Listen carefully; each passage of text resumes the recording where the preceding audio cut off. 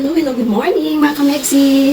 Hello, Sir Mex, Ma-Mexi, good morning. Wala po tayong ginagawa ngayon. O, diba? Teka lang po, sinuot ko muna yung socks ko.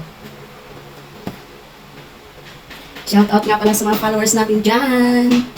Hello sa inyo. Salamat po sa pag-follow. Hit nyo lang po yung mga video ko at i-follow at i-like. Mag-react naman kayo, no? Huwag lang manood, mag-react at mag-comment. Nakaligo na po ako. Bagong guli na ang Mexi nyo.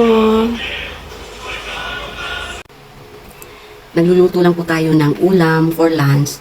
Inaantay ko munang lumambot yung buto. Karni ng baboy, buto-buto, yung paa ng baboy. Nakita ko po sa inyo. Yan lang po, simpleng ulam lang po yan. Oh. Naglata o tiil sa baboy.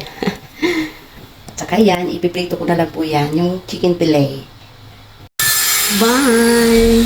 O diba, walang magawa.